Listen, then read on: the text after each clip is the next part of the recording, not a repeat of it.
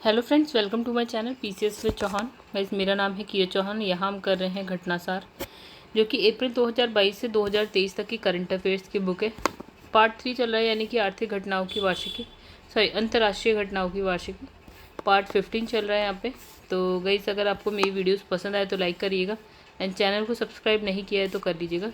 चलिए, अब बिना टाइम वेस्ट करना फटाफट आगे बढ़ जाते हैं, क्योंकि बहुत कुछ है करने को, हमें पर टाइम कम रहता है, इसलिए वीडियो मैं सही से बना नहीं पा रही। तो जितना हम कर चुके थे उससे आगे की बात करते हैं। तो नेक्स्ट जो हमारा टॉपिक है वो है आपका आशिया की 40वीं और 41वीं शिखर बैठक। तो इसका आयोजन कब हुआ है? 11 से 13 नवंबर 2022 को हुआ है। कंबोडिया की राजधानी ये देखिए, कंबोडिया आपको कहाँ मिलेगा? नॉर्थ ईस्ट एशिया में मिल जाएगा। इसकी राजधानी है नोम पेन। ठीक है। तो महामारी फैलने के बाद से जो है दक्षिण पूर्वी एशिया के 10 आसियान देशों के नेताओं के बीच ये क्या है, प्रत्यक्ष बैठक थी, यानी कि वर्चुअल चल रही थी, ऑनलाइन कंप्यूटर के थ्रू चल रही थी। ये क्या है, उसके बाद यानी कि कोविड-19 के बाद क्या है, जो है प्रत्यक्ष यानी कि आमने सामने बैठ के फिजिकल बैठक हुई है। ठीक है। तो ये कंबोडियाई जो प्रधानमंत्री है हुन सेन, तो ये याद रख लीजिएगा, क्योंकि जब ऐसे किसी देश का नाम आता है तो प्रधानमंत्री आपको पता होना चाहिए, राष्ट्रपति हैं तो पता होने चाहिए। तो हुन सेन ने जो हिस्सा लेने वाले देशों के नेताओं से वर्तमान चुनौतियों का समाधान करने के लिए क्या है, मिलकर काम करने और आसिया साझे भाग्य वाले समुदाय के निर्माण को बढ़ाने का प्रयास करने का आह्वान किया।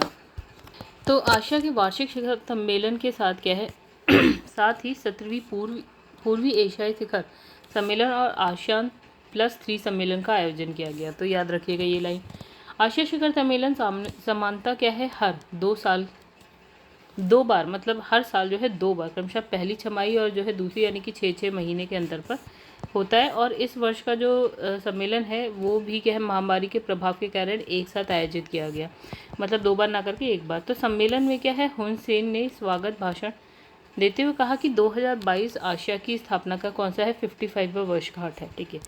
तो अंतर आसिया एकजुटता को मजबूत करने, आसिया की भूमिका को बेहतर ढंग से निभाने, क्षेत्रीय समृद्धि होगी या स्थिरता, इसको बढ़ावा देने के लिए क्या है, आसियाई देश जो है सामूहिक सहयोग की भावना को कायम रखते हुए महामारी के बाद आर्थिक सुधार, क्षेत्रीय सुधार, जलवायु परिवर्तन आदि मुद्दों पर बहुपक्षीय वार्ता शिखर सम्मेलन में सदस्य देशों द्वारा की गई। ठीक है। तो फिर आसिया के घूर्णन अध्यक्ष के रूप में कंबोडिया ने इस शिखर सम्मेलन के लिए क्या आसिया चुनौतियों का संयुक्त समाधान की थीम निर्धारित की है। तो ये थीम याद रखिएगा। फिर वर्ष 2023 में आसिया शिखर सम्मेलन इंडोनेशिया में आयोजित किया गया था, 2023 में। ठीक है। फिर इस सम्मेलन के इतर जो है आपका 19वां आसिया भारत स्मारक शिखर सम्मेलन और जो 17वां जो है पूर्वी एशिया शिखर सम्मेलन का भी आयोजन हुआ। तो ये दोनों नाम भी याद रखिएगा। तो उपराष्ट्रपति यानी कि जगदीप धनखड़ और क्या है, विदेश मंत्री डॉक्टर एस जयशंकर इस सम्मेलन में भाग लेने के लिए जो है कंबोडिया की यात्रा पे गए थे। और फिर इस दौरान उपराष्ट्रपति ने जो है कंबोडिया के जो प्रधानमंत्री और अन्य देश के जो नेता हैं उनके साथ द्विपक्षीय बैठक भी की थी। ठीक है। तो ये आसिया भारत संबंधों की जो है आपकी 30वीं वर्षगांठ थी, जिसे आसिया भारत मैत्री वर्ष के रूप में मनाया जा रहा है। तो ये नाम भी याद रखिएगा। तो भारत और क्या है, आसिया ने हिंद प्रशांत क्षेत्र में शांति, स्थिरता, समुद्री सुरक्षा और नौवहन स्वतंत्रता के महत्व पर बल दिया। तो गाइस, जब हिंद प्रशांत क्षेत्र आता है ना, तो ये पॉइंट्स आप याद रखिएगा सारे। ठीक है। तो यही चीज़ हो रही है, क्योंकि चीन के प्रभाव से जो है बाकी देश क्या हो रहे हैं, एकजुट होकर ये काम करना चाह रहे हैं। तो एक संयुक्त वक्तव्य में दोनों पक्षों ने क्या है, समुद्री कानून पर संयुक्त राष्ट्र संधि जैसे अंतर्राष्ट्रीय नियमों के अंतर्गत विवादों के शांतिपूर्ण समाधान की जो है प्रतिबद्धता दोहराई। ठीक है। तो भारत आसिया शिखर बैठक में क्या है, उपराष्ट्रपति जो आपके है जगदीप धनखड़ के संबंधों के अनुरूप आतंकवाद के विरुद्ध सहयोग मजबूत करने और व्यापक रणनीतिक साझेदारी कायम करने पर बल दिया गया। ठीक है। तो सम्मेलन में भारत के उपराष्ट्रपति ने खाद्य ऊर्जा सुरक्षा पर बढ़ती जो वैश्विक चिंता है उसका उल्लेख किया है, और पूर्व एशिया समूह के सदस्य देशों से जो है 2023 में अंतर्राष्ट्रीय मोटे अनाज वर्ष मनाने में क्या है, पूर्ण सहयोग का आह्वान किया। तो ये भी याद रखिएगा। ठीक है। आगे बढ़ते हैं। तो COP27 शिखर सम्मेलन 2022 की अगर बात करते हैं तो 2022 संयुक्त राष्ट्र जलवायु परिवर्तन सम्मेलन, या आप कह सकते हैं UNFCCC, के दलों का सम्मेलन, जिसे आमतौर पर हम क्या बोलते हैं, कॉन्फ्रेंस ऑफ पार्टी यानी कि कॉप। तो कॉप 27 के रूप में मनाया जाता है। मतलब इस बार का जो था वो 27 था, कॉप 27 हो गया। तो 6 से लेकर 20 नवंबर 2022 को शर्म अल शेख मिस्र में आयोजित हुआ। ठीक है। अच्छा, तो जो कॉप 27 की अध्यक्षता जो है मिस्र के जो विदेश मंत्री यानी कि सामेह शौकरी इन्होंने की है। और 1992 में पहले जो संयुक्त राष्ट्र जलवायु समझौते के बाद ये सम्मेलन जो है प्रतिवर्ष आयोजित हो रहा है। मतलब सबसे पहले 1992 में, फिर 1993, 1994, 5, 6 ऐसे करके हर साल होता है। ठीक है। तो इसका उपयोग जो है सरकारों द्वारा वैश्विक तापमान वृद्धि यानी कि जो ग्लोबल वार्मिंग से टेम्परेचर बढ़े को सीमित करने हो गया। जो जलवायु परिवर्तन हो रहा है उससे जुड़े जो प्रभाव है उसको अनुकूल होने के लिए नीतियों पर सहमत होने के लिए किया जाता है। मतलब मेन तो है ग्लोबल वार्मिंग को कैसे रोका जाए और जो क्लाइमेट चेंज है उसको कैसे रोका जाए। तो इस सम्मेलन में क्या है, अमेरिकी जो राष्ट्रपति यानी कि बाइडेन, ब्रिटेन के जो प्रधानमंत्री है ऋषि सुनक हो गए, और जो 92 देशों के जो है शासन प्रमुख के अतिरिक्त लगभग जो है मतलब 35,000 प्रतिनिधियों और विशेषज्ञों ने यहाँ पे भाग लिया है। ठीक है। तो कॉप 27 की बात हुई तो इस सम्मेलन में क्या है, भारतीय प्रतिनिधिमंडल का नेतृत्व कौन कर रहा था, जो हमारे पर्यावरण मंत्री यानी कि भूपेंद्र यादव है वो कर रहे थे। तो इसमें क्या है, मूलतः 18 नवंबर को मतलब ये क्या समाप्त होता है 18 नवंबर को फिर है। किंतु नुकसान व क्षति कोष के मुद्दे पर जो है विकसित देशों को सहमत करने के लिए इसे जो है 2 दिन आगे बढ़ा दिया गया। मतलब होना था 18 को, लेकिन आगे बढ़ा दिया 2 दिन। फिर इसमें लिखा है जो हमारा वैश्विक तापमान वृद्धि हो रही है उसको जो है पूर्व औद्योगिक युग की तुलना में जो है 1.5 डिग्री सेल्सियस तक सीमित रखने के लक्ष्य की प्रगति के लिए पिछले वर्ष नवंबर 2021 में क्या है, ग्लासगो में संपन्न जो कॉप 26 हुआ था, उसकी जो प्रतिबद्धताओं की दिशा में विचार विमर्श के अतिरिक्त पर्यावरण सुधार के लिए जो विकसित देशों द्वारा विकासशील देशों के लिए प्रतिबद्ध राशि की दिशा में चर्चा इस सम्मेलन के मुद्दे में शामिल है। मतलब 2 बात इसने कह दी। तो जो कॉप 26 था उसमें कहा था जो ये आपका वैश्विक तापमान जो वृद्धि हो रही 1.5 डिग्री सेल्सियस तक सीमित रहे। एक दूसरा इसने कहा जो विकसित देश है विकासशील देशों की जो है हेल्प करेंगे वो। तो इन दोनों चीज़ों पे बात हुई है ना। फिर है कोपेनहेगन में क्या होता है, कोपेनहेगन 2015 में क्या है कॉप 15 होता है। ठीक है। तो उसमें क्या होता है कि इसके लिए जो है 10 अरब डॉलर की निधि बनाने का निर्णय लिया गया था। कितना, सॉरी 10 नहीं 100 अरब डॉलर। फिर 2020 से क्या है यह राशि विकासशील देशों को प्रतिवर्ष हस्तांतरित की जानी थी। ठीक है। किंतु क्या हो जाता है यहाँ पे, जो विकसित देश है ऐसा करने में रहे विफल, मतलब उन्होंने ऐसा करा नहीं। ठीक है। तो विकासशील देशों द्वारा ये मुद्दा प्रतिवर्ष जो है कॉप सम्मेलन में उठाया जाता है कि भैया अगर आपने ऐसा कहा था तो ऐसा करो, लेकिन ऐसा हो रहा नहीं है। फिर है क्या, तो लिखा है कि ग्लोबल वार्मिंग से निपटने के लिए ग्रीन हाउस गैसेस के उत्सर्जन में कमी लाना और उसकी रोकथाम करना एक महत्वपूर्ण उपाय है। और इसके लिए जीवाश्म ईंधन जैसे कि आपका कोयला है, पेट्रोलियम उत्पाद, ये सब के स्थान पर क्या है हम नई प्रौद्योगिकी प्रयोग से क्या करें, क्लाइमेट फंडिंग का मुद्दा जो है कॉप 27 में भी प्रमुखता से छाया रहा। मतलब एक ही बात हर बार होती है, काम किस को। तो इस दिशा में सम्मेलन में एक महत्वपूर्ण प्रगति यानी कि लॉस एंड डैमेज फंड के गठन के लिए जो है विकसित देशों की सहमति रही। सहमति के लिए क्या ही सम्मेलन को 2 दिन आगे बढ़ाया गया। मतलब फंड के लिए पैसों, कहानी सारी पैसों पे जा रही है। ठीक है। तो फिर है नुकसान और क्षति कोष के तहत जो है धनी देश जो है जलवायु परिवर्तन के कारण आने वाली जो आपदाएं हैं उससे भविष्य में जो निर्धन देश है उनको होने वाले नुकसान की भरपाई के लिए सहमत हुए।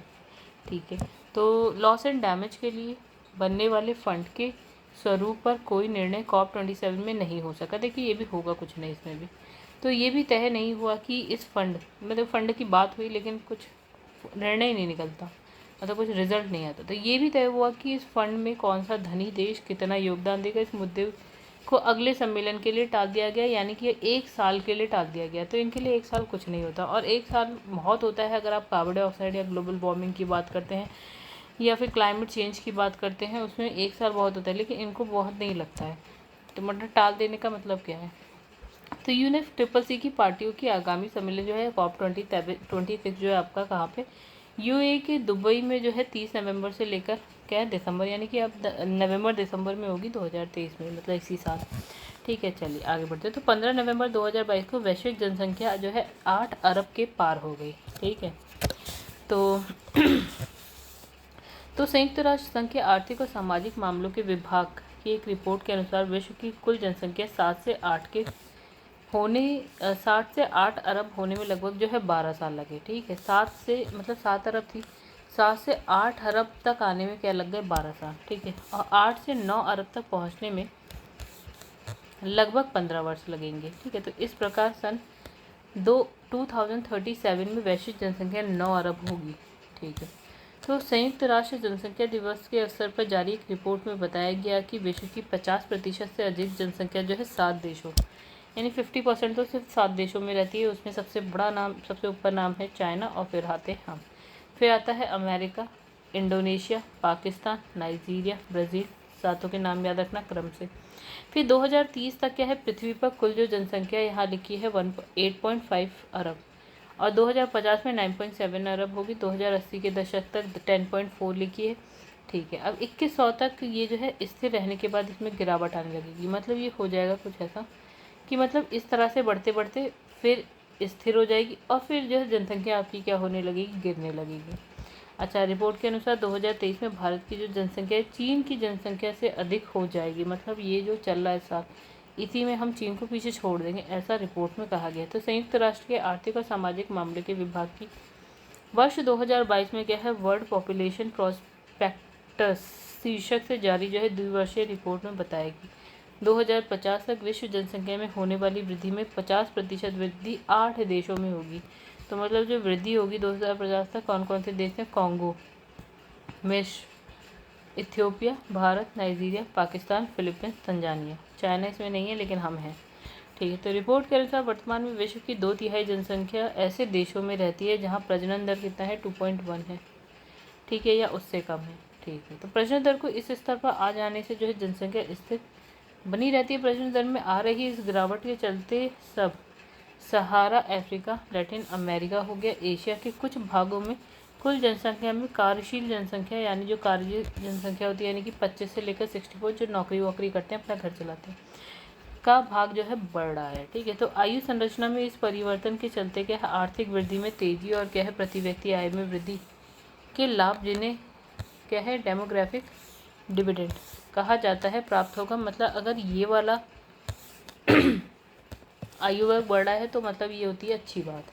ठीक है, क्योंकि इससे कम वाला निर्भर होता है दूसरे इस पर, और जो इससे ज़्यादा वाला है वो भी निर्भर होता है इस पर, तो वो अच्छी बात नहीं है। अगर इससे ज़्यादा वाला बढ़े, इससे कम वाला बढ़े, तो ये अच्छी बात नहीं, क्योंकि यहाँ डिपेंडेंट होते हैं ये लोग। ठीक है, अब यहाँ लिखा है इसके साथ ही अगर हम बात करें 65 वर्ष से अधिक आयु वर्ग वाली जो जनसंख्या का कुल जनसंख्या में जो भाग है 2022 में 10% से बढ़कर 50 में क्या हो जाएगा, 16%। ठीक है, तो जनसंख्या रिपोर्ट के अनुसार अगर हम बात करें 2050 तक विश्व की औसत आयु 77.2 वर्ष होगी और 2021 में कितनी है, 71। इसका मतलब ये हुआ कि मतलब अभी अगर हम 2021 में बात करें तो एक व्यक्ति जो है कितने साल तक जीवित रहता है या कब उसकी मृत्यु होती है, तो हमने कहा औसतन जो है 71 ईयर तक, ठीक है, जीवित रहता है। ठीक है, और अगर हम बात करें 2050 में यही औसत आयु कितनी हो जाएगी, 77 साल। बाप रे, बढ़ गई। तो फिर यहाँ लिखा है सिप्री की दुनिया की 100 शीर्ष रक्षा कंपनियों की सूची। ठीक है, तो 100 शीर्ष जो रक्षा कंपनी है उसकी बात करेंगे, सिप्री की रिपोर्ट।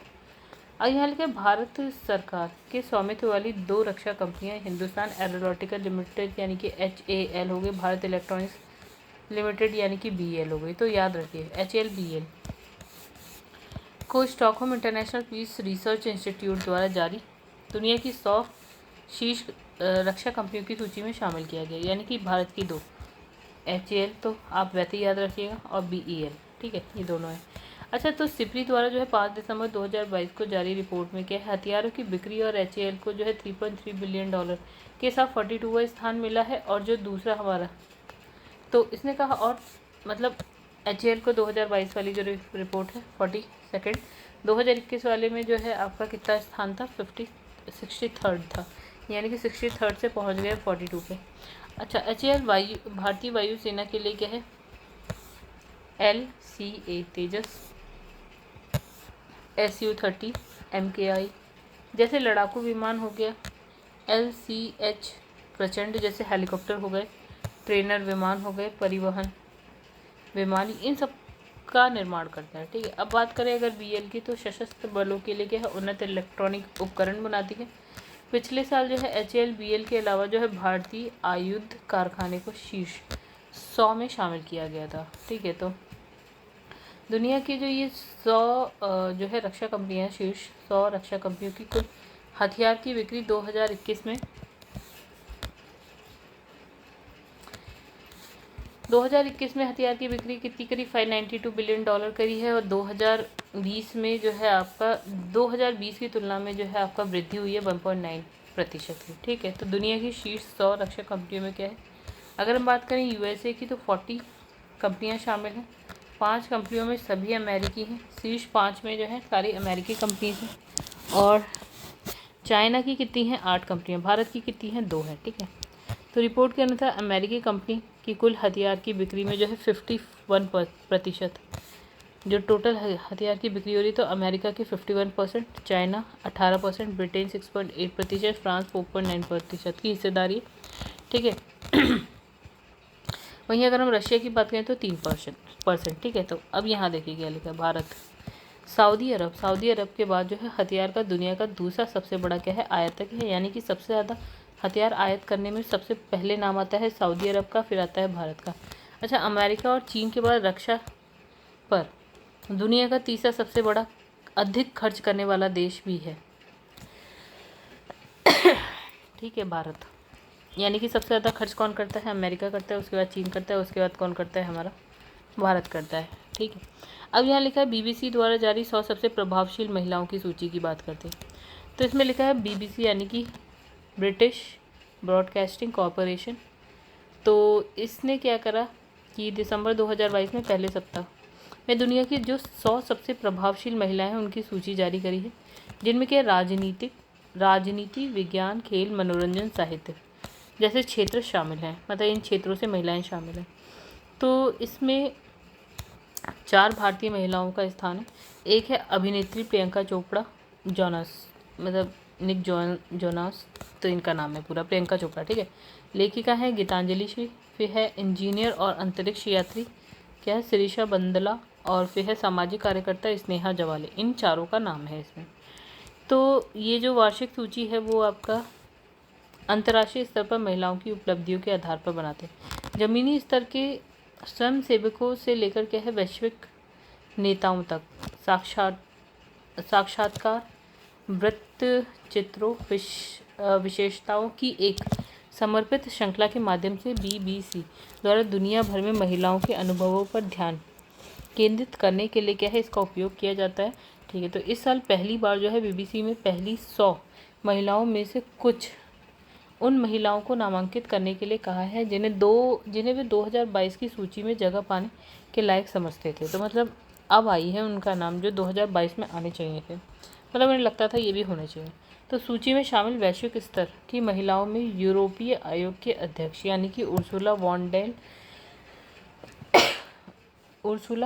Der Leyen. ठीक है, फिर है बारबाडोस की जो प्रधानमंत्री है मिया मोटेल, यूक्रेन की प्रथम महिला यानी कि ओलेना जेलेंस्की, फिर म्यूजिक स्टार बिली एलिश, फिर अभिनेत्री या विकलांगता कार्यकर्ता हो गया इनका नाम है सैल्मा ब्लेयर, ईरानी पर्वतारोही हो गया एलनाज रेकाबी, जिन्होंने हाल ही में बिना हिजाब पहने दक्षिण कोरिया में प्रतिस्पर्धा करने के लिए ईरान में आंदोलन पैदा कर दिया, और रूसी पॉप स्टार हो गई, क्या नाम है आला पुगाचेवा आदि, ये सारे शामिल हैं। ठीक है, अब देखिए नेक्स्ट लिखा है नेटवर्क रेडीनेस इंडेक्स 2022। ठीक है, लिखा है कि हाल ही में जारी हुई है नेटवर्क रेडीनेस इंडेक्स 2022 यानी कि NRI 2022 की रिपोर्ट के अनुसार क्या है भारत की जो रैंक है उसमें 6 स्थानों का सुधार हो गया, और भारत जो है पहुंच गया 61 पे, पहले 67 पे था, अभी 61 पे है। तो अमेरिका स्थित गैर लाभकारी संस्था है यानी कि पोर्टुलन्स इंस्टीट्यूट द्वारा क्या है ये रिपोर्ट तैयार की जाती है, और इसमें क्या भारत की प्रशंसा की गई। कहा गया कि भारत के पास अपनी आय के स्तर को देखते हुए उम्मीद से अधिक क्या है आपका उम्मीद से कहीं अधिक नेटवर्क तत्परता है। ठीक है, अच्छा इसमें लिखा है कि जो नेटवर्क रेडीनेस इंडेक्स है वो अलग अलग 4 क्षेत्रों जैसे कि प्रौद्योगिकी हो गया, लोग हो गया, शासन हो गया, प्रभाव में जो है 58 वेरिएबल पर प्रदर्शन के आधार पर क्या है विश्व की 131 अर्थव्यवस्थाओं के नेटवर्क रेडीनेस परिदृश्य की माप करता है। ठीक है, तो अगर हम भारत के स्कोर की बात करें तो यहाँ पे लिखा है 2021 में 49.74 था, अब सुधर के 2022 में कितना हो गया 51.19 हो गया। तो भारत ने क्या है कृत्रिम बुद्धिमत्ता प्रतिभा एकाग्रता में शीर्ष स्थान, और देश के भीतर क्या है मोबाइल ब्रॉडबैंड इंटरनेट ट्रैफिक अंतर्राष्ट्रीय इंटरनेट बैंडविड्थ में जो है दूसरा स्थान पे है, दूर संरचना सेवाओं में वार्षिक निवेश हुआ क्या है घरेलू बाजार आकार में तीसरा स्थान, ICT सेवा निर्यात में चौथा स्थान हो गया, यह है FTTH बिल्डिंग इंटरनेट सब्सक्रिप्शन व AI वैज्ञानिक प्रकाशन में फिफ्थ स्थान प्राप्त किया है। तो गैस किस में क्या स्थान प्राप्त किया है ये एक बार आप देख लेना। अब मिडिल इनकम कंट्रीज़ ग्रुप में क्या है चाइना जो है 23वें, मलेशिया जो है आपका 36वें और रशिया जो है 40वें स्थान पर है। अच्छा, यूक्रेन जो है आपका 50 और इंडोनेशिया 59 के बाद भारत निम्न आय वाले देशों के समूह में जो है 36 में से जो है तीसरे स्थान पर है। ठीक है, अब इसमें लिखा है नेटवर्क रेडीनेस इंडेक्स 2022 में से USA जो है आपका 80.3 के समग्र स्कोर के साथ टॉप पर है। इसके बाद जो है आपका सिंगापुर आता है, उसके बाद आपका स्वीडन आता है। तो इसमें जो है शीर्ष देशों में स्विट्ज़रलैंड जो है 5th, Germany 8th, Korea 9th और नॉर्वे 10वें स्थान पे। चलिए टॉप 5 देखिए तो अमेरिका, सिंगापुर, स्वीडन, नीदरलैंड और स्विट्ज़रलैंड है, राइट। तो लो इनकम कंट्रीज़ ग्रुप में शामिल रवांडा 101, जाम्बिया 113 और युगांडा जो है 116वें स्थान पर।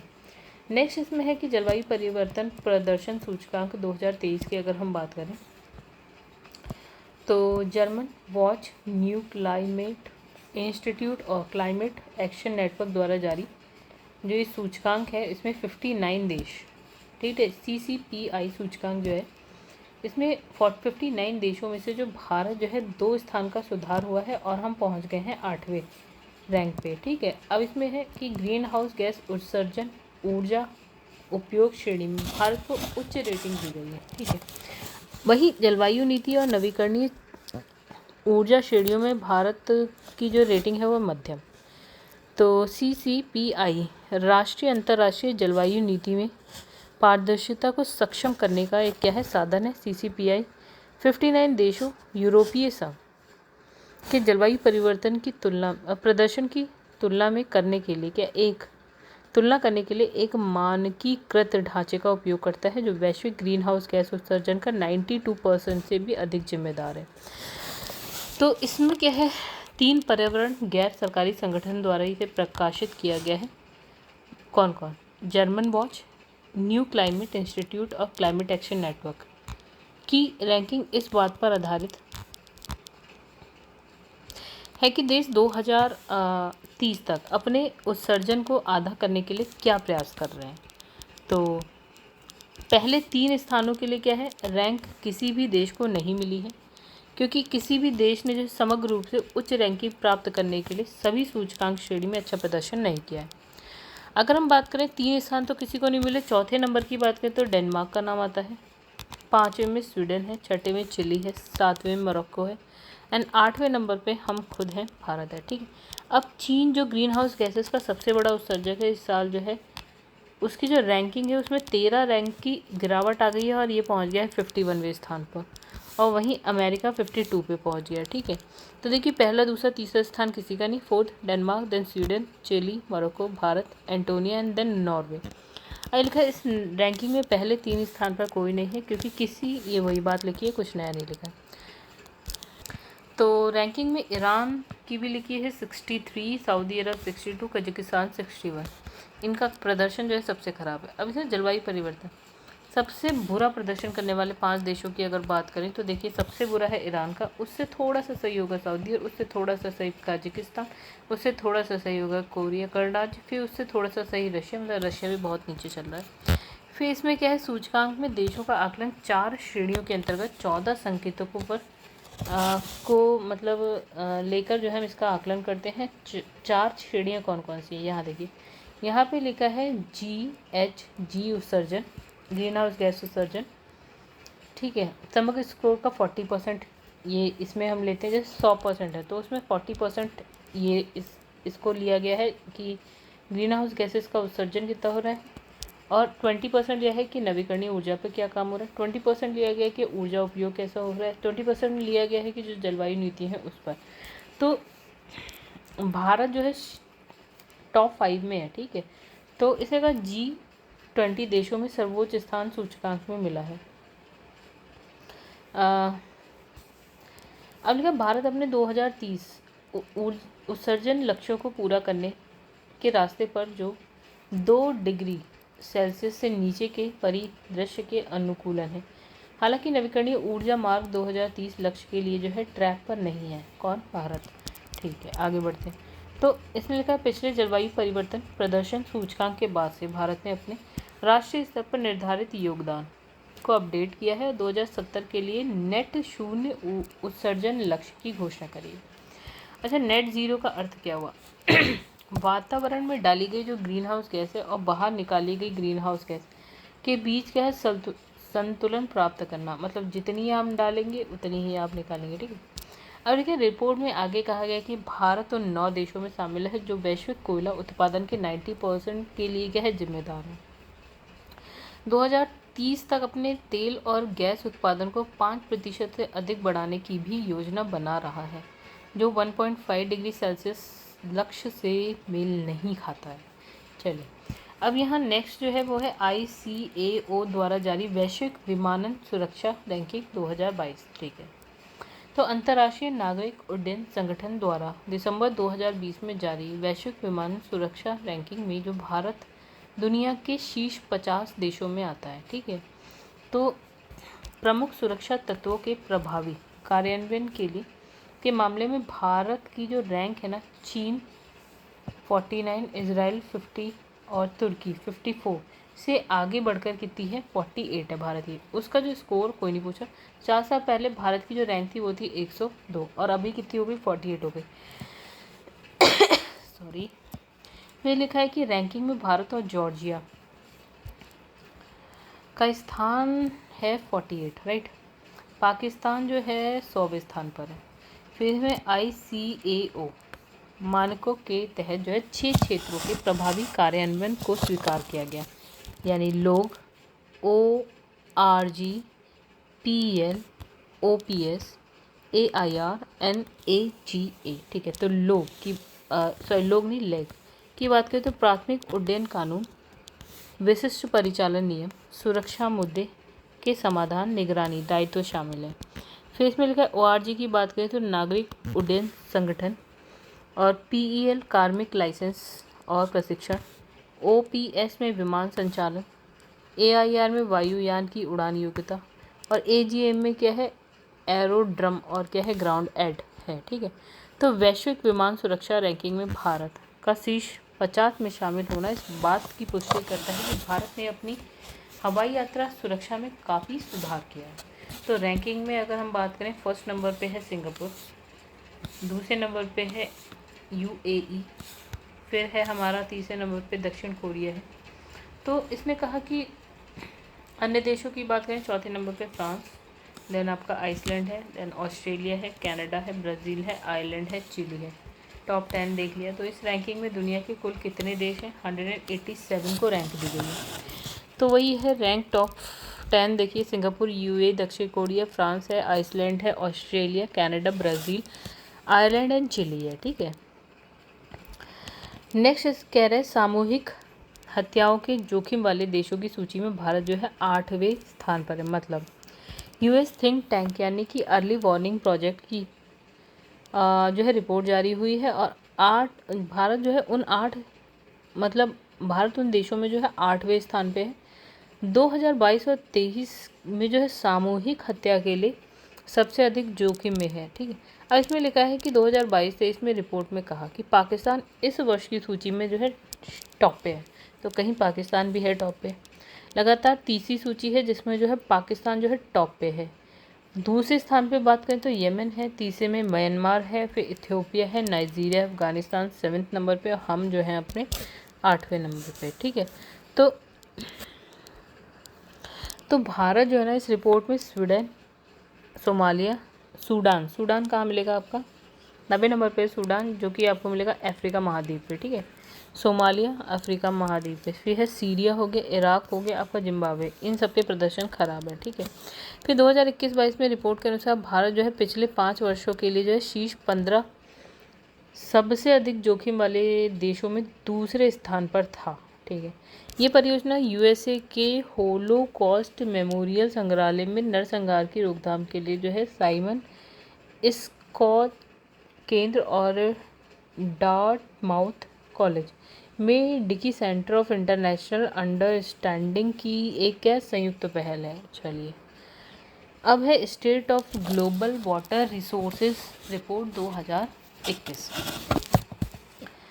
तो ये जो है आपका WMO इसने नवंबर 2022 का जो आखिरी सप्ताह है उसमें WMO यानी कि विश्व मौसम विज्ञान संगठन ने अपनी पहली वार्षिक state of global water resources report 2021 जारी करी है। तो इसका उद्देश्य क्या है, बढ़ती मांग और सीमित आपूर्ति, मतलब जो डिमांड है वो बढ़ रही है, सप्लाई है कम। तो इसके युग में क्या है, वैश्विक ताजे जल के संसाधनों की निगरानी और क्या है प्रबंधन को समर्थन करना है, ठीक है। अच्छा, इसके 3 प्रमुख क्षेत्र देखिए। तो एक है धारा प्रवाह, किसी भी समय नदी धारा के माध्यम में बहने वाले जल की मात्रा क्या है, ये देखिए कम है, ज़्यादा है, कितनी है। फिर है स्थलीय जल भंडार की अगर बात करें तो भूमि की सतह पर और उप सतह के सभी जल की मात्रा हमें बतानी चाहिए कैसी है। फिर हिममंडल की बात करें तो पहाड़ जिसे प्राकृतिक वाटर क्या बोलते हैं टावर्स कहा जाता है, अनुमानतः 9 बिलियन लोगों के लिए नदियों और मीठे जल की आपूर्ति का स्रोत है, ठीक है। तो ये 3 क्षेत्र हो गए, जल की बात हो रही है।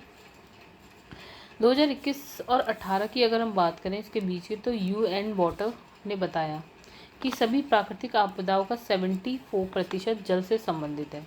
अच्छा, तो विश्व में क्या होता है कि नवंबर 2022 में संयुक्त राष्ट्र जलवायु परिवर्तन सम्मेलन जो आपका यहाँ पे है COP27 ने सरकारों के अनुकूल प्रयासों में जल को एकीकृत करने का अनुरोध किया और पहली बार COP में जल के महत्व के परिणामों को दस्तावेजों में संदर्भित किया गया। तो 6 अरब लोगों को प्रति वर्ष कम से कम 1 महीने जल तक अपर्याप्त पहुंच है और 2050 तक ये बढ़कर जो हो जाएगी 5 अरब से अधिक हो जाएगी, मतलब 5 अरब से अधिक होने की उम्मीद है, ठीक है। फिर यहाँ पर लिखा है कि साल 2021 में विश्व के बड़े क्षेत्रों में सामान्य से अधिक शुष्क स्थिति दर्ज की गई है, जो एक ऐसा वर्ष था जिसमें जलवायु परिवर्तन और ला नीनो घटनाओं से वर्षा के प्रति क्या है प्रभावित हुए, वर्षा के प्रतिरूप जो है प्रभावित हुए थे। तो ला नीनो भी एक घटना है, ठीक है, जिसकी वजह से वर्षा होने में चेंजेस आते हैं, या तो बढ़ेगी या कम हो जाती है। जलवायु परिवर्तन में भी ऐसा ही होता है, ठीक है। तो या लेट हो जाती है वर्षा। अब इसमें लिखा है 30 साल के हाइड्रोलॉजिकल औसत की तुलना में औसत प्रवाह से कम वाले क्षेत्र औसत प्रवाह से अधिक वाले क्षेत्र की तुलना में लगभग 2 गुना बड़ा था। चलिए, यहाँ लिखा है मीठे जल के संसाधनों के वितरण हो गया, मात्रा और गुणवत्ता में हुए परिवर्तन संबंधी समझ पर्याप्त नहीं है, ठीक है। और इस गैप को भरने और दुनिया के विभिन्न हिस्से में जल की उपलब्धता का संक्षिप्त विवरण प्रदान करने की आवश्यकता है। चलिए नेक्स्ट अगर हम बात करते हैं QS एशिया यूनिवर्सिटी रैंकिंग 2023 की, ठीक है। तो क्वार्क वेरेली साइमंड्स द्वारा हाल ही में अंतर्राष्ट्रीय रैंकिंग एजेंसी है आपकी क्वार्क वेरेली साइमंड्स ने क्या करा, ये जो रैंकिंग है उसको ये जो रैंकिंग है ना उसमें IIT बॉम्बे, IIT दिल्ली ने एशिया के शीर्ष जो 50 विश्वविद्यालय यानी कि यूनिवर्सिटी है उसकी सूची में स्थान बनाया है, ठीक है। तो मतलब टॉप 50 में हमारे पास 2 आ गई, IIT बॉम्बे एंड दिल्ली।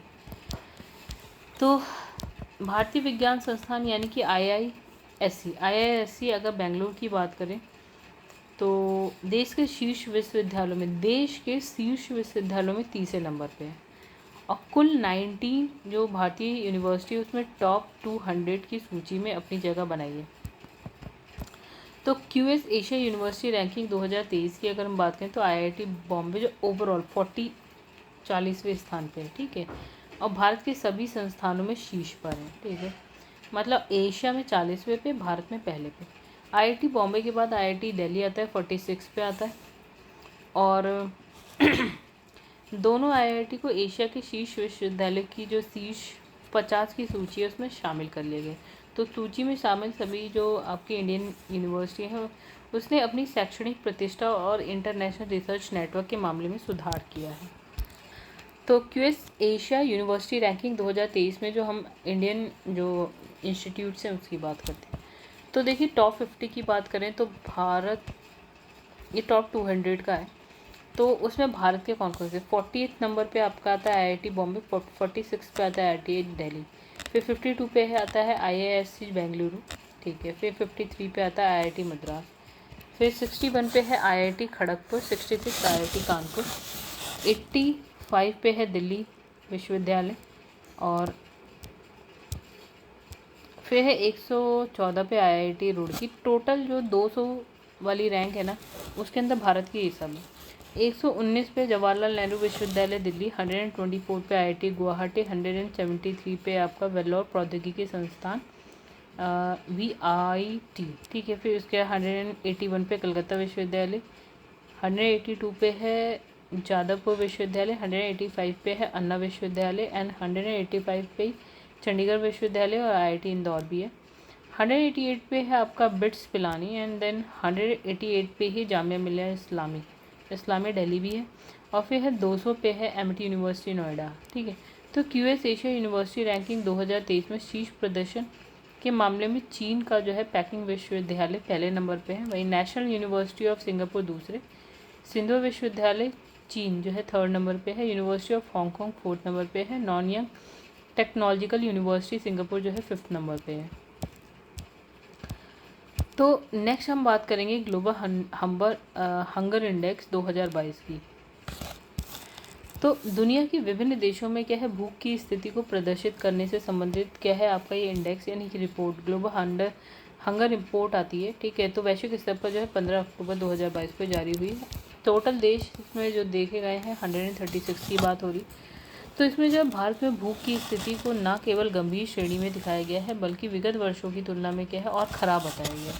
अगर हम बात करें 2021 में तो देश की रैंक थी 128, ठीक है, 128 देशों में भारत की जो रैंक थी वो थी 101, राइट। और अभी वहीं इस वर्ष की अगर हम बात करें तो 121 देशों में जो 107 और ख़राब हो गई है भारत की रैंक। तो इस मामले में भारत के पड़ोसी देश की स्थिति भारत से बेहतर है। अच्छा, 2022 की ग्लोबल हंगर इंडेक्स रिपोर्ट जो है उसमें पड़ोसी देश की अगर बात करें तो श्रीलंका की जो रैंकिंग है वो है 64, म्यांमार 71, नेपाल 81, बांग्लादेश जो है 84 पे, पाकिस्तान भी हमसे अच्छा है 99 पे, हमसे अच्छा के आसपास के, अफगानिस्तान है 109, ये भी हमसे सही है।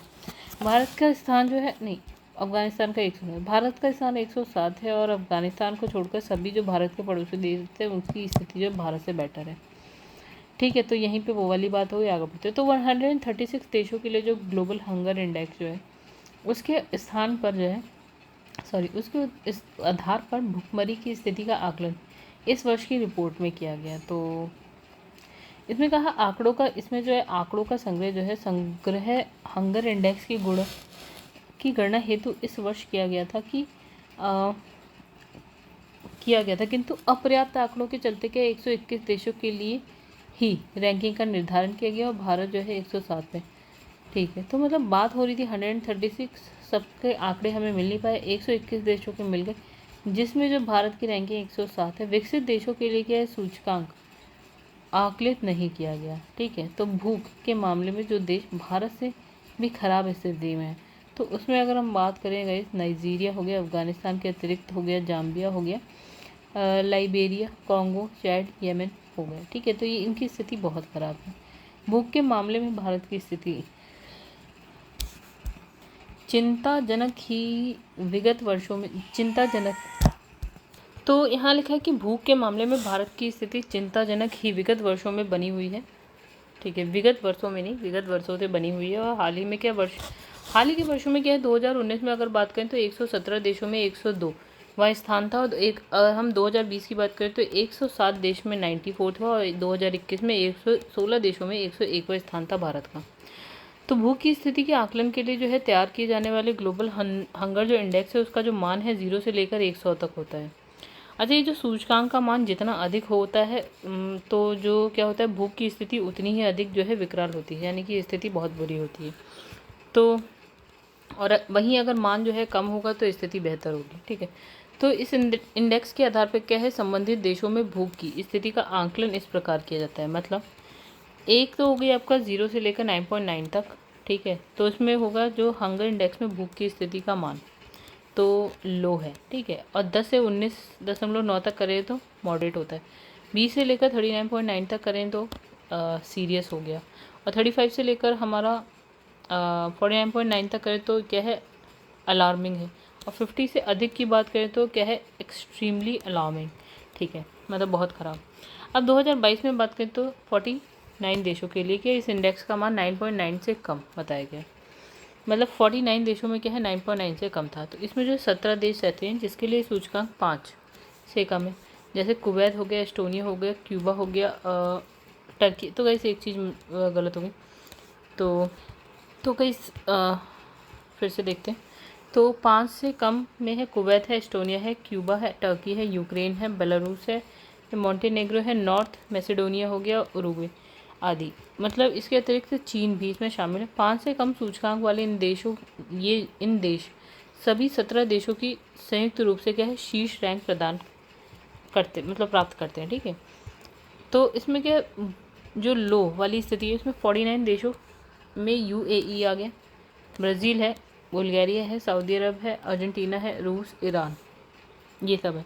ठीक है, तो इनकी जो रैंकिंग मतलब सूचकांक है वो क्या है, वो 9.9 से कम है। ठीक है, अब मॉडरेट की बात करें तो 10 से 19.9 वाला जो आता है इसमें 36 देश हैं, जैसे आपका सूरीनाम, ओमान हो गया, अल्जीरिया, जॉर्डन, लेबनान, मिस्र हो गया, सेनेगल, घाना, वियतनाम, दक्षिण अफ्रीका हो गया, थाईलैंड हो गया, वेनेजुएला, ये सब आ गए।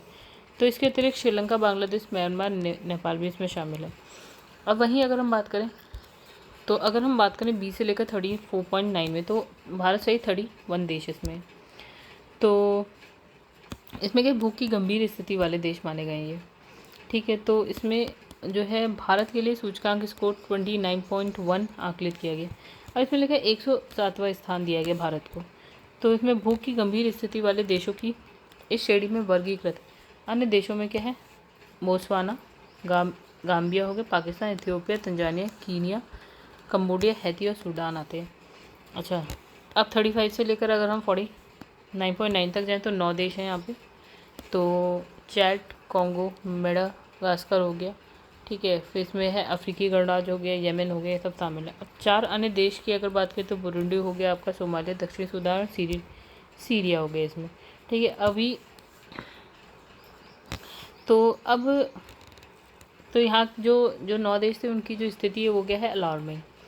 ठीक है, तो अब इसमें जो अगर हम इस रिपोर्ट की बात करें तो किसी भी देश में जो भूख की स्थिति जो है एक्सट्रीमली अलार्मिंग नहीं है। 2022 की सूची में किसी भी देश के लिए ग्लोबल हंगर इंडेक्स का नाम जो है का मान 50 और उससे अधिक नहीं है, मतलब एक्स्ट्रा अलार्मिंग नहीं है। ठीक है, देखिए यहाँ पे जो स्थिति है उसको मापने के लिए 4 पैरामीटर हैं। ठीक है, इसके आधार पर मापी जाती है। तो इसमें क्या है, विभिन्न देशों के लिए क्या है, ग्लोबल हंगर इंडेक्स रिपोर्ट अब जो है 2 गैर सरकारी संगठन, एक तो हो गया वेल्थंगर हेल्थ जर्मनी, यह है कॉन्सर्न वर्ल्डवाइड आयरलैंड द्वारा जारी किया जाता है। 2017 तक ये रिपोर्ट जो है वॉशिंगटन स्थित एक संस्था यानी कि IFPRI द्वारा जारी की जाती है। तो इस सूचकांक का आकलन 4 मापदंडों के आधार पर होता है। एक हो गया अंडर न्यूट्रिशन, फिर हो गया चाइल्ड वेस्टिंग हो गया, चाइल्ड स्टंटिंग हो गया, फिर है चाइल्ड आपका मोर्टेलिटी हो गया। ठीक है, तो चाइल्ड वेस्टिंग से तात्पर्य क्या है, 5 वर्ष से जो कम उम्र के बच्चे हैं उसमें अंडर वेट बच्चों का अनुपात है। मतलब कि सपोज़ कि 5 साल के बच्चों का वेट 20 होना चाहिए, 20 किलोग्राम होना चाहिए, उससे कम है। ठीक है, अब वहीं बात करें चाइल्ड स्टंटिंग की बात करें तो 5 साल से कम के बच्चों की जो 5 साल से कम उम्र के बच्चों में कम ऊंचाई वाले बच्चों का अनुपात, यानी 5 साल के सपोज बच्चों की जो हाइट है हमने कहा 4 फीट होनी चाहिए। 4 ज़्यादा हुए शायद, जो भी है 3 फीट होनी चाहिए, 3.5 होनी चाहिए, तो उससे कम है, ठीक है। तो वो हो गया आपका चाइल्ड स्टंटिंग।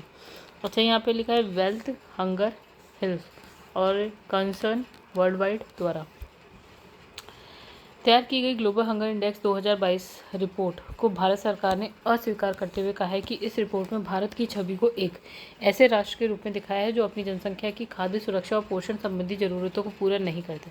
भारत हो गया नाराज, उसने कहा हम नहीं मानेंगे। सूचकांक की गणना को क्या है त्रुटिपूर्ण बताते हुए इसे जो है देश की छवि को खराब करने का कुत्सित प्रयास सरकार ने बताया। और यहाँ लिखा है Times Higher Education World University Ranking 2023। तो Times Higher Education World University Ranking 2023-2022 में जारी हुई है। टाइम्स की इस वर्ष की रैंकिंग में क्या है आपका रिकॉर्ड 75 भारतीय संस्थान शामिल हैं, जो पिछले वर्ष 71 से अधिक है, मतलब पहले 71 था, अब 75 है। इसमें से कोई भी संस्था शीर्ष जो है 250 की सूची में स्थान नहीं रखता, ठीक है। फिर है इसमें अगर हम बात करें IISc बेंगलुरु शीर्ष पर है भारत का। फिर IISc ने टाइम्स हायर एजुकेशन की ताज़ा रैंकिंग में भारतीय संस्थानों में शीर्ष स्थान प्राप्त किया है। तो Times Higher Education World University Ranking 2023 के शीर्ष 500 संस्थानों में अगर हम बात करें तो भारत के 5 है टॉप। वहीं अगर हम टॉप 600 की बात करें तो भारत के 9 हैं।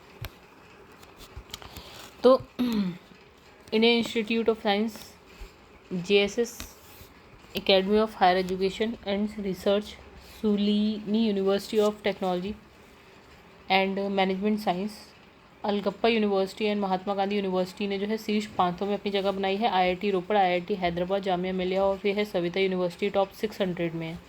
जबकि JNU और क्या है IIT इंदौर की बात करें 600 से 800 के बीच में ये दोनों भी आ जाती हैं। फिर भारत के साथ जो IITs है उनकी बात करते हैं, दिल्ली, बॉम्बे, गुवाहाटी, कानपुर, खड़गपुर, मद्रास, रुड़की ने क्या करा है, इसका बहिष्कार किया है रैंकिंग का, ठीक है। तो 2023 में क्या है, सूची में छठा सबसे अधिक प्रतिनिधित्व वाला देश कौन है, भारत है, ठीक है। अब इसमें लिखा है नवीनतम वर्ल्ड यूनिवर्सिटी रैंकिंग 2023 में जो है विश्व के 104 देशों में 1799 यूनिवर्सिटी और उच्च शैक्षणिक संस्थानों को रैंकिंग दी गई है। 13 विभिन्न मानकों के आधार पर तैयार की गया है इसे। अब इसने कहा कि जो ऑक्सफोर्ड यूनिवर्सिटी है उसका स्थान क्या है, शीर्ष पे यानी टॉप पर है।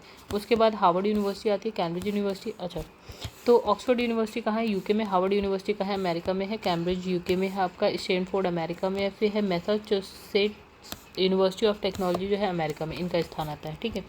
टॉप 10 की बात करते हैं तो यूनिवर्सिटी ऑफ ऑक्सफोर्ड जो कि यूके की, हार्वर्ड यूनिवर्सिटी अमेरिका, फिर यूनिवर्सिटी ऑफ कैम्ब्रिज जो है आपका यूके की है, फिर Stanford university America, Massachusetts university of technology यानी कि MIT अमेरिका में, कैलिफोर्निया इंस्टीट्यूट ऑफ टेक्नोलॉजी आपका अमेरिका में है, Princeton university America, university of California Berkeley जो है अमेरिका में है, फिर है येल यूनिवर्सिटी अमेरिका, फिर है एम्पीरियल कॉलेज लंदन यूके, ठीक है।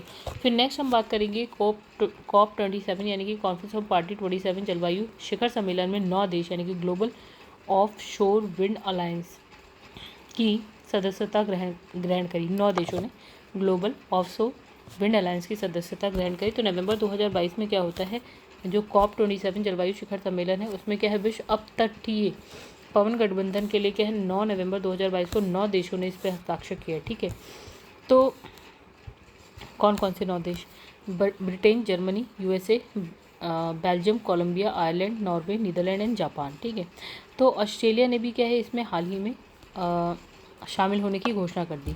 तो GOWA global offshore wind alliance की स्थापना जो है आपका IRENA यानी अंतर्राष्ट्रीय अक्षय ऊर्जा एजेंसी डेनमार्क और ग्लोबल विंड एनर्जी काउंसिल द्वारा सितंबर 2022 में की गई थी। अब तटीय पवन ऊर्जा के विकास को प्रोत्साहन देने के लिए जो है स्थापित किया गया। तो IRENA और अंतर्राष्ट्रीय ऊर्जा एजेंसी ने कहा है कि 2050 तक अब तटीय पवन क्षमता को जो है 60 गीगावाट से जो है 200 गीगावाट, ये याद रखिएगा कि 2050 तक 60 गीगावाट से इसको बढ़ाकर 2000 गीगावाट बढ़ाने की आवश्यकता है, मतलब करा जाएगा, कोशिश करी जाएगी। तो इसका लक्ष्य वैश्विक अपतटीय पवन क्षमता को 670% बढ़ाना है और 2021 में क्या है 57 गीगावाट से 2030 तक 380 गीगावाट तक करना है। जो जर्मनी दुनिया का तीसरा सबसे बड़ा अपतटीय पवन ऊर्जा क्या है उत्पादक है। तो जर्मनी का नाम 3rd नंबर पर आता है। कम समय सीमा और क्या है, कम लागत पर। अब तटीय पवन को बड़े पैमाने पर तैनात किया जा सकता है। ठीक है। शंघाई सहयोग संगठन का 22वां शिखर सम्मेलन की अगर बात करें 2020 की, तो इसका ये जो है आपका 15 से 16 सितंबर 2020 में जो है उज्बेकिस्तान में क्या है, समरकंद में आयोजित किया गया था। और भारत का प्रतिनिधित्व कौन कर रहा था? प्रधानमंत्री मोदी कर रहे थे। तो इसके साथ ही अगर हम बात करें तो रशिया के राष्ट्रपति व्लादिमीर पुतिन है, चीन के राष्ट्रपति शी जिनपिंग, पाकिस्तान के शहबाज शरीफ सहित जो है आपका SCO सदस्य देशों के शीर्ष नेता इसमें शामिल थे। ठीक है। तो इसमें मोदी जी ने क्या करा है, SCO सदस्य देशों के साथ जो है द्विपक्षीय वार्ता की, और इसी कड़ी में वह रूस के जो राष्ट्रपति हैं उनसे विभिन्न द्विपक्षीय मुद्दों पर उन्होंने चर्चा की। प्रधानमंत्री मोदी ने तुर्की के राष्ट्रपति यानी कि तैयब एर्दोगन और उज्बेकिस्तान के राष्ट्रपति जो है आपका शवकत मिर्ज़ायोव से भी अलग से मुलाकात करी उन्होंने। ठीक है। तो वाराणसी जो है SCO की पहली सांस्कृतिक और पर्यटन राजधानी बन गया, तो ये इंपॉर्टेंट बात हो गई।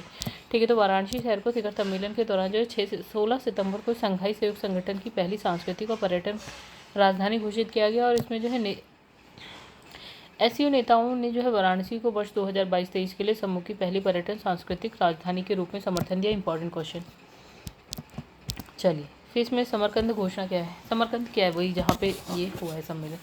तो ये जो शिखर सम्मेलन है इसके प्रमुख दस्तावेज समरकंद घोषणा को अपनाया गया। मतलब विभिन्न क्षेत्रों में सहयोग के दस्तावेजों का एक समूह को मंजूरी दी है। ये जो घोषणा पत्र है उसमें क्या है, क्षेत्रीय स्थिरता, सतत आर्थिक विकास, परिवहन और क्या है, संचार संबंधों को मजबूत करना, सांस्कृतिक संवाद को गहरा करना है। इन सब पर क्या है, सहमति बनी है। ठीक है। अब यहाँ संयुक्त राष्ट्र सुरक्षा परिषद द्वारा लगाए गए प्रतिबंधों को छोड़ दिया जाए। तो आर्थिक प्रतिबंधों का एक तरफा उपयोग अंतर्राष्ट्रीय कानून सिद्धांतों के साथ क्या है, असंगत घोषणा पत्र में बताया गया है। फिर सदस्य देशों में वर्तमान आर्थिक वास्तविकताओं के अनुकूलन पर जोर देते हुए WTO के जल्द से जल्द समावेशी सुधार के महत्व पर जोर दिया।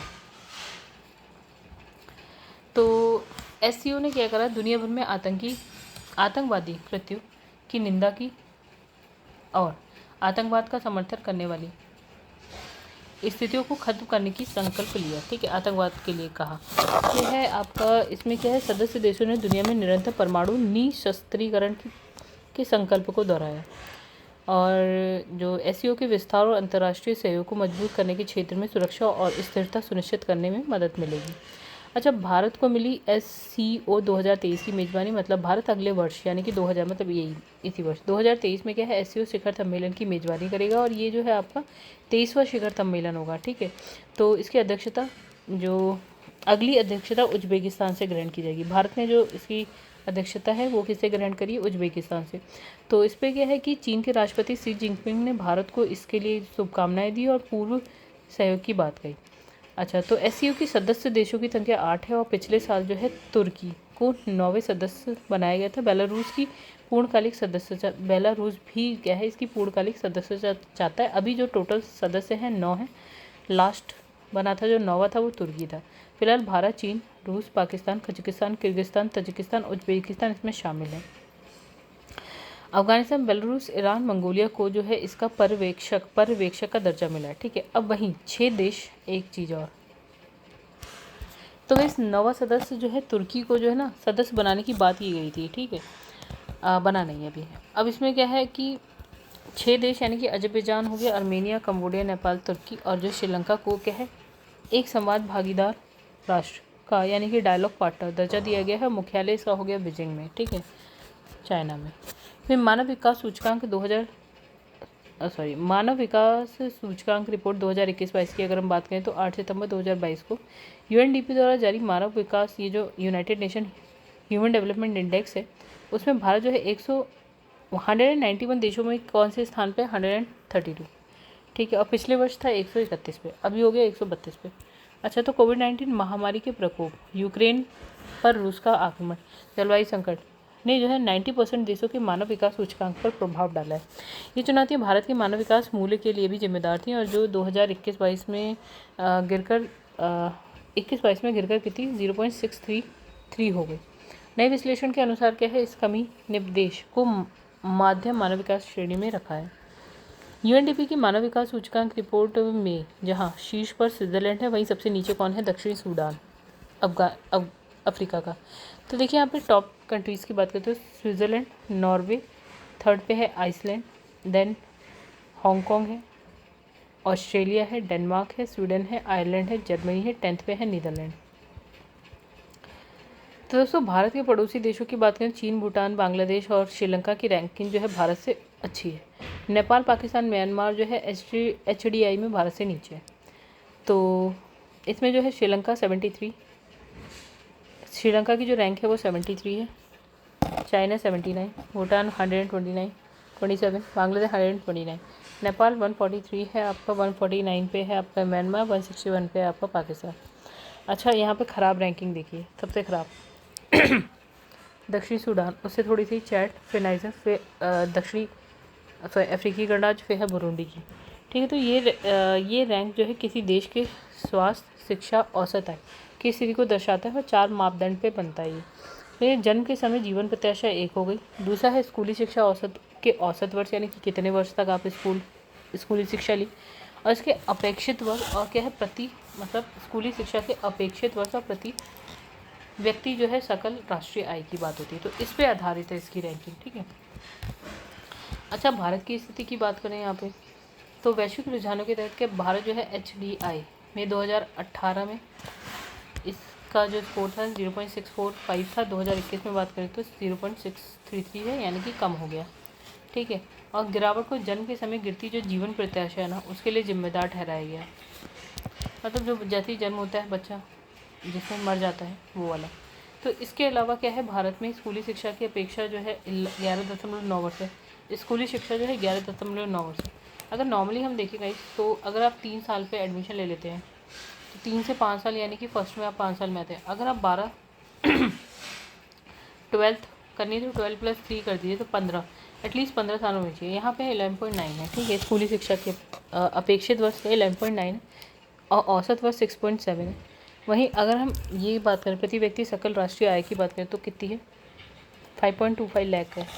हालांकि इतनी भी नहीं होती, इससे कम ही होती है। फिर इसमें लिखा है अंतर्राष्ट्रीय संगठन के स्वास्थ्य और शिक्षा में भारत के निवेश की सराहना की, और इससे क्या है, इसे 1990 के बाद से वैश्विक मानव विकास औसत के करीब आने में मदद मिली। फिर इसमें लिखा है संयुक्त राष्ट्र के अनुसार क्या है, देश स्वच्छ पानी, स्वच्छता, स्वच्छ ऊर्जा तक पहुंच में सुधार कर रहा है। हालांकि हाल के दिनों में क्या होता है कि नीतिगत निर्णयों ने कमज़ोर आबादी समूह के लिए सामाजिक सुरक्षा तक पहुंच बढ़ा दी। भारत को नवीनतम HDI मान 0.633 के आधार पर क्या है, माध्यम मानव विकास श्रेणी में रखा गया।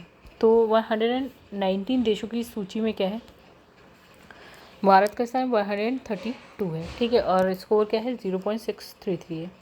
अच्छा 2020 में भारत का स्कोर था 0.643 था, और स्थान तब भी वही था 131, अभी 32 है, बढ़ गया, मतलब बेकार हो गया। भारत में क्या लैंगिक विकास सूचकांक की अगर बात करें तो 132वें स्थान पर। बाद में महिला जीवन प्रत्याशा 71 से घटकर 2021 में कितनी हो गई, 68.8 वर्ष हो गई। अच्छा स्कूली शिक्षा का औसत वर्ष जो है 12.6 से घटकर कितना हो गया, 11.9 हो गया, 11.9 वर्ष हो गया। ऐसे का भारत की गिरती जीवन प्रत्याशा को दर्शाता है क्या, ये 2019 में क्या था, स्कोर हमारा इतना था, 2021 में घटकर इतना हो गया। जो सर्वेक्षक अवधि के दौरान क्या है आपका 69.7 से 67.2 वर्ष हो गया। तो इस रिपोर्ट में भारत अपने पड़ोसी अन्य देशों की तुलना में काफ़ी पीछे है। तो इसके पीछे जीवन प्रत्याशा में गिरावट को जिम्मेदार बताया गया है। रिपोर्ट में कहा गया है कि भारत में मानव विकास पिछले 2 वर्षों में क्या है, घटा है। तो HDR वर्ष 2019 में से जारी की जा रही है। ठीक है, इसमें मानव विकास दृष्टिकोण के माध्यम से विभिन्न विषयों का पता चलता है, और इसकी जो है परिकल्पना पाकिस्तानी अर्थशास्त्री, ये इंपॉर्टेंट हो जाता है कि किसने स्टार्ट करा, परिकल्पना किसकी है, ये तो है महबूबुल हक की, जो कि पाकिस्तानी है, पाकिस्तानी अर्थशास्त्री है। तो इस रिपोर्ट में क्या है, संयुक्त राष्ट्र यानी कि UNDP द्वारा प्रकाशित की जाती है, और रिपोर्ट का लक्ष्य क्या है, अवसरों विकल्प स्वतंत्रता के विस्तार का योगदान। थीम की बात करें तो गाइस यहाँ 2021-22 की जो थी वो है अनिश्चित समय, अनसुलझा जीवन, परिवर्तन में एक दुनिया में हमारे भविष्य को क्या है आकार देना, यानी कि uncertain times. Unsettled life shaping our future in the world of transformation. चलिए अब नेक्स्ट जो है वो है आपका 26 वी राष्ट्रमंडल शिखर बैठक। तो ये हम करेंगे नेक्स्ट वीडियो में। वीडियो हो गई थोड़ी सी लंबी। तो कैसे अगर आपको वीडियो पसंद है तो वीडियो को लाइक करिएगा एंड चैनल को आपने अभी तक सब्सक्राइब नहीं किया तो चैनल को सब्सक्राइब कर दीजिएगा।